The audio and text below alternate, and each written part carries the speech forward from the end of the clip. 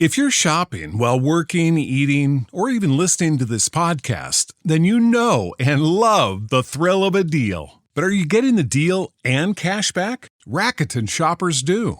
They get the brands they love, savings, and cash back. And you can get it too. Start getting cash back at your favorite stores like Levi's, Plow and Hearth, Adidas, Sephora, and Neiman Marcus. Stack sales on top of cash back and feel what it's like to know you're maximizing the savings. And it's easy to use. And you get your cash back sent to you through PayPal or check. The idea is simple. Stores pay Rakuten for sending them shoppers, and Rakuten shares the money with you as cash back. Download the free Rakuten app or go to Rakuten.com to start saving today. It's the most rewarding way to shop. That's Rakuten. Rakuten.com.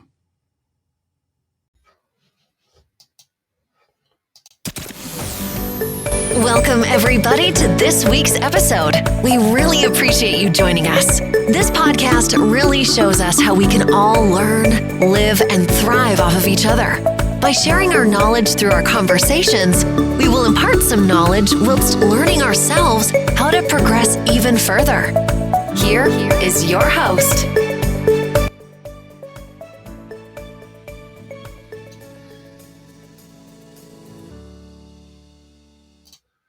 Hello and welcome to Around the World Today, the podcast that unveils complexities behind global headlines to give you a deeper understanding of the world around us. I'm your host, Terry Davis, and we're back with another episode in our series on UK transport. Today we are focusing on Cardiff Airport, a unique case in the UK due to its ownership by the Welsh Government. We dive into the history of the airport, explore its current role in the region, and compare it to other state-owned airports, both in the UK and around the world. What does government ownership mean for an airport's growth, success, and broader impact on the economy? Let's find out.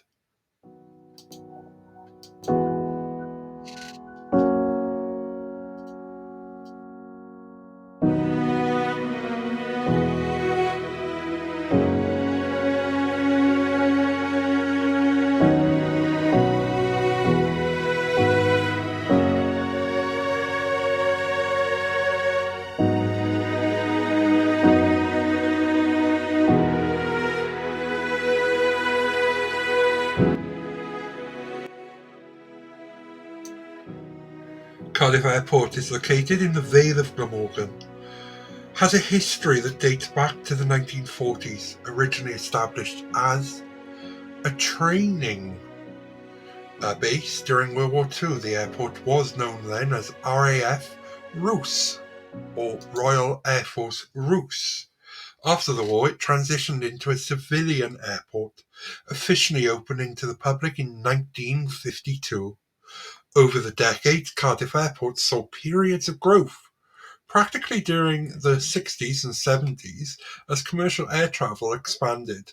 However, it has also faced challenges, practically with competition from larger airports like Bristol, which is just over an hour's drive away from Cardiff.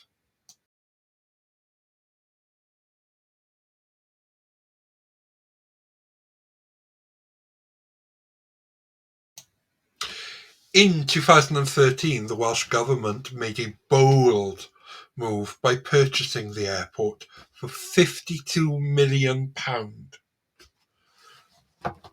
That's £52 million. The reasoning behind this was that the Welsh Government believed, and so did most of the Welsh people, that the current owners, who are now the Spanish government, quite funny enough, weren't investing money into the airport. So, yeah.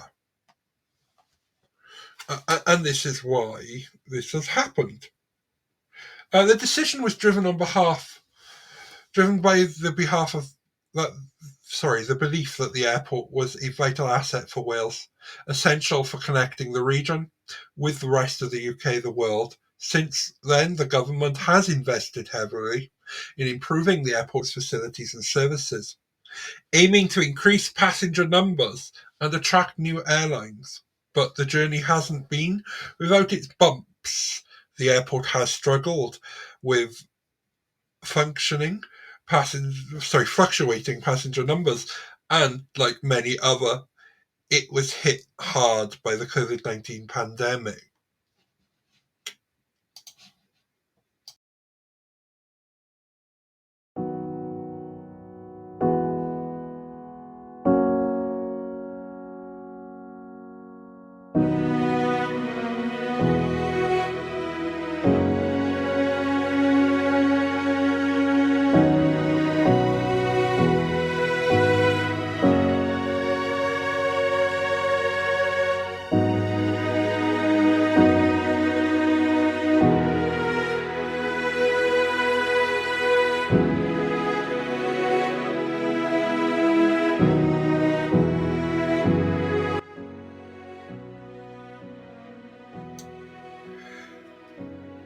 Let's broaden the scope a bit and compare Cardiff Airport to other state-owned airports around the world.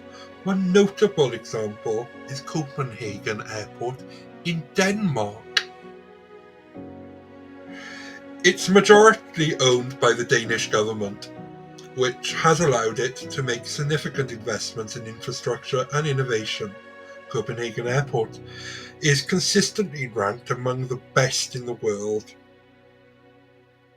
with high marks for efficiency, passenger experience, and sustainability. The Danish government's ownership has enabled the airport to pursue long-term projects that might not have been possible under private ownership, where the focus tends to be on short-term returns.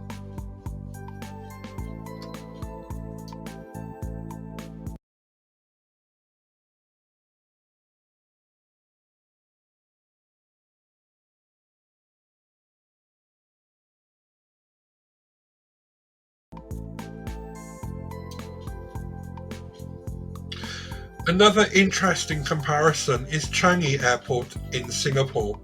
Although it's not entirely government-owned, the Singapore government holds significant stake in Changi Airport Group. Changi is frequently rated as the best airport globally, known for its cutting-edge facilities, exceptional service, and innovative use of technology. The government's investment has been crucial in maintaining Changi's status as world leader in aviation, with a clear focus on enhancing Singapore's connectivity and economic growth.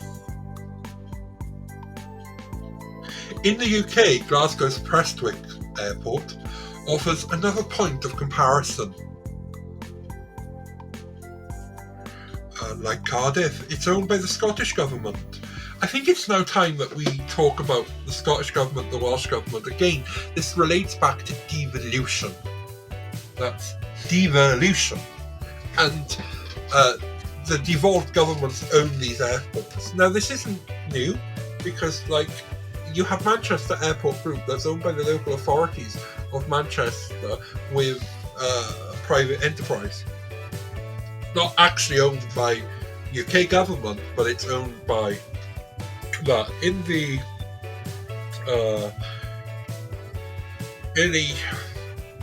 80s and the 90s, there was a big push to, if you're outside of the UK, to denationalise a lot of our assets in the transport industry, such as rail, such as bus, such as airports. And even our flag carrier, British Airways, is no longer owned by the state. It's no longer really a state-owned entity. It's actually owned by a company that owns both the British carrier and the Spanish carrier, Iberia. So yeah, and I'm glad we brought this up, because they are part of Cardiff Airport's plan, and they are part of Cardiff Airport's community because they have maintenance Welcome everybody here. to this week's episode. And for some reason, it's playing the beginning of this again because I left the music play because I like the music. And I'm sorry about that. I'm sorry. It's only here at Real Terrier where you do get a few muck-ups now and again, but that's because we're real. Hence why Real Terrier. But yeah, and I've lost where I am. I know it's shocking. We were talking about Prestwick, weren't we? And yeah, so like we can compare Prestwick because it's owned by another devolved administration. However, Prestwick's problem is that you've also got Glasgow Airport, and then an hour away you've got Edinburgh. So like, it's a pretty saturated market in between two airports, really. So good luck to them. But yeah, here in Wales, the problem we have with Cardiff is that, yes, the Welsh Government are propping it up, but it doesn't benefit the whole of Wales because it's in the south, it's not in the north. Now, yes, the Welsh Government actually owns a second airport in the north. And maybe we'll talk about that in another episode, in another series, if we come back to this, or later on in this series, because I've got a few more topics that I want to hash out. And maybe I can come back to this later on, if it works out. So yeah, so the Scottish airport that we were talking about is Glasgow Prestwick, which was bought in 2013 as well, quite funny, to prevent its closure. Since then, Prestwick has focused on maintaining operations and developing niche markets such as air freight and aerospace. However, it has struggled to compete with larger nearby airports like Glasgow International. The Scottish Government has faced criticism for continuing to fund the airport that has yet to return to profitability, highlighting the risks and challenges of state ownership. Now, I noticed that this doesn't bring into a fact that in Spain, and I should have put this in Spain, the airports, most of them are state-owned by ANA, and I believe they're called ANA, yeah, and that company, like I said, another company, an infrastructure company, was bought by the Spanish government and is now owned, and they used to own Cardiff Airport. A lot of our infrastructure in this country, transport-related, was bought by foreign governments and was controlled by foreign governments. So,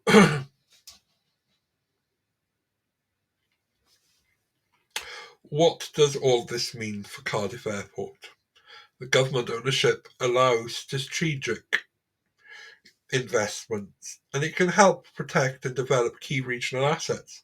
However, it also brings challenges, such as the need to justify continued public spending and the difficulty of competing with larger privately owned airports that have more flexibility and resources. See, one of the problems here in Wales is that they haven't devolved air passenger duty to the Welsh Government. So when it comes to taxes, it's the Westminster government. And if they devolve it, it could affect Bristol Airport. So no UK government.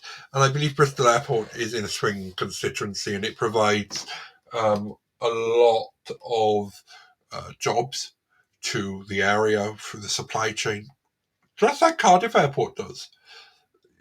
People who talk about Cardiff Airport being owned by the Welsh Government, I'm sure that some stuff, again, I've been following groups in this because these are topics that I enjoy in life, and they're topics that interest me. So I do follow aviation groups, and I do follow transport groups in general. And a lot of the people who comment on Cardiff Airport's group, it's like, why the government owning it? I'm sure that they feel that the government minister responsible for transport it is sat in the airport checking you in. When they've got a problem, it's their fault. It's the Welsh Government's fault. I'm sure they think the First Minister is there and she's sitting there checking people in for flights. People just don't get that. Yeah, it's owned by the Welsh Government, but there's an arm's length organisation There is a CEO, there is a chairman of the board who run the day-to-day operations of the airport. There's an airport duty operations director. There are directors of a company, just like if it was a major bus operator or any kind of company that has a directors and operational control. We are just the government is just the shareholders. And there are only certain times in the year that the government can actually vote to do stuff of a board. Yes, they can remove board members as a shareholder. They can demand that they get sacked, to know what I mean. But there is a process to go through to do things like this. The government are just shareholders in this airport. Looking forward, Cardiff Airport faces a crucial juncture. The Welsh Government have expressed a commitment to supporting the airport, recognising its importance to the Welsh economy. There are plans to further enhance the airport's facilities, improve routes, and attract more airlines. Success will depend on Cardiff Airport's ability to adapt to a challenging and changing market conditions that continue to attract passengers and demonstrate the value of government ownership.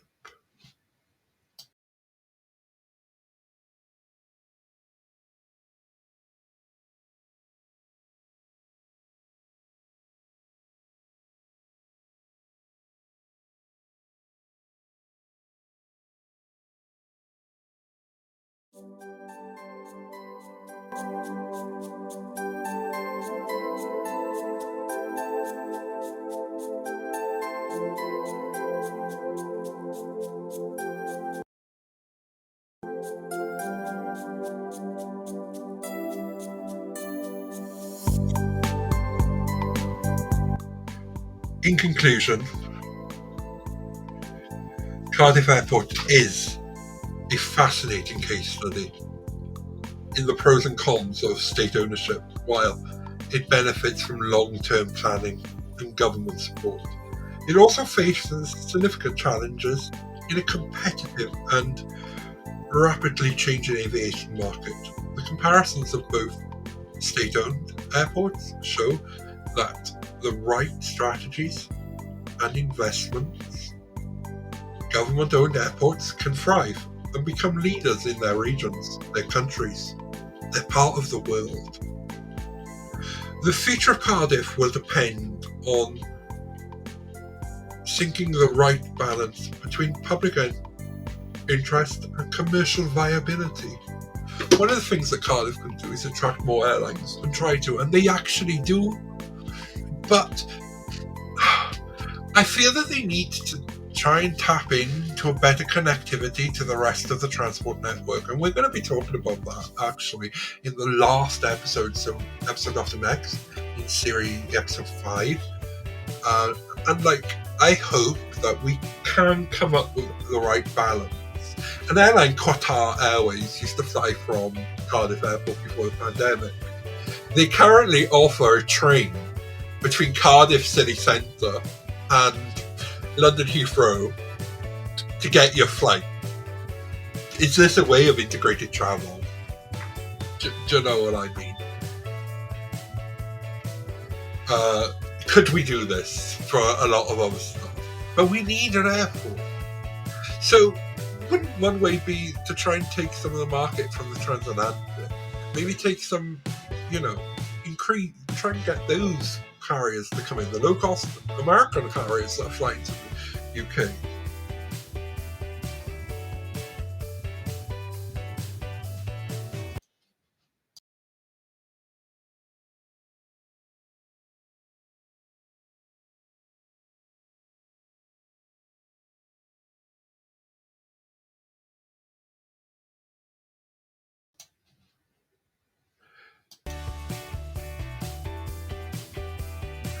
Thank you for joining me on this episode of Around the World Today.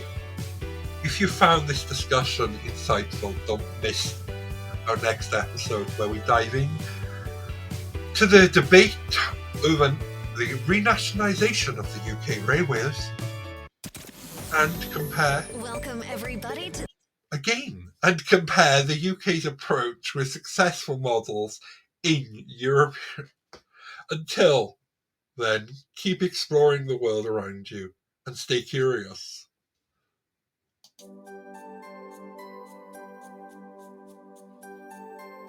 This is Terry Davis signing off. Take care and see you next time.